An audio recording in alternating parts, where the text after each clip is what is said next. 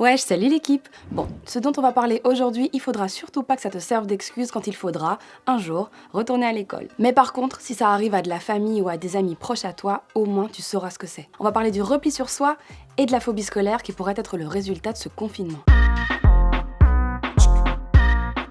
Si tu fais partie des élèves qui ont respecté le confinement à la lettre et qui n'ont vu personne pendant des semaines, et d'autant plus si t'es pas vraiment adepte des coups de fil et des visioconférences, alors ta vie sociale en a sûrement pris un coup. Tout ça à cause de la fermeture des écoles et de l'interdiction de voir tes amis. Et même si tu joues à des jeux en ligne et que tu chattes avec quelques copains sur Messenger et sur WhatsApp, il y a bien un moment où tu te rends compte que la vie réelle et les réseaux, c'est pas du tout la même chose. Is this real life?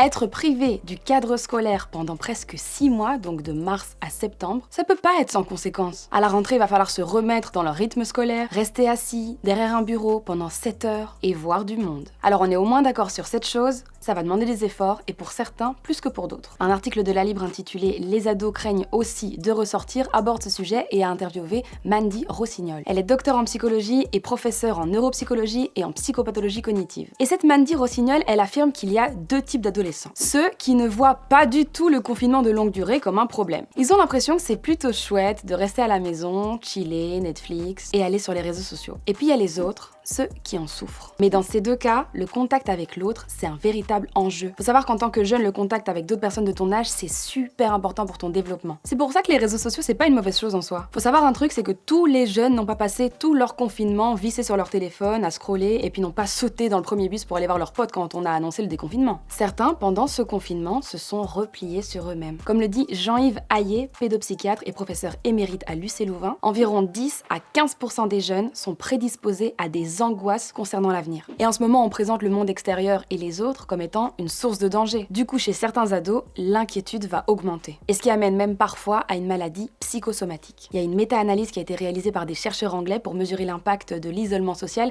sur les jeunes entre 4 et 21 ans. Résultat, un risque de dépression multiplié par 3. Et puis il y a un article de Radio-Canada qui explique que chez les jeunes, le confinement a apporté une perte d'espoir, un sentiment de dévalorisation et un grand sentiment de solitude. Et ça, par contre, ça s'explique par le fait que pour les adolescents, leur plus grande source de soutien quand ils vivent des moments difficiles, c'est leurs amis. Bon, évidemment, je vais pas te parler du problème sans te proposer quelques pistes de solutions. Tu commences à me connaître, frérot. Ce qu'il faut faire, c'est profiter de ton été pour sortir voir des gens. Il faut créer des expériences positives cet été. Se servir des 2 mois d'été là qui arrivent comme une opportunité. Que ce soit des potentielles vacances, un camp scout, des stages, des clubs de sport, il faut absolument sortir de ce planning, rester dans ma chambre, manger, lire, rester dans ma chambre, manger, aller sur les réseaux, rester dans ma chambre, etc. Donc si tu penses que t'es un petit peu dans ce mood de solitude en ce moment, il faut pas attendre septembre pour reprendre une vie sociale. Tout en respectant les mesures de sécurité sanitaire, évidemment. J'ai une très grosse pensée pour les plus anxieux, ceux qui étaient déjà un petit peu dans la difficulté avant le confinement et qui maintenant ne veulent plus du tout remettre un pied à l'école. Là, vous risquez de développer une vraie phobie scolaire. N'hésitez surtout pas à demander de l'aide à des professionnels ou bien vous nous écrivez en privé et nous, on n'aura aucun mal à vous rediriger vers des personnes qui pourront vraiment vous conseiller. Alors toi, qui me regarde, je te fais un très très gros bisou. Je te dis à demain, ou pas. Alors, si tu kiffes Tarmac, n'hésite pas à t'abonner pour voir tous nos autres contenus. Et puis active la petite cloche pour voir toutes nos prochaines vidéos en avant-première. Et si ton petit truc à toi, c'est les easy, je t'ai fait une petite playlist.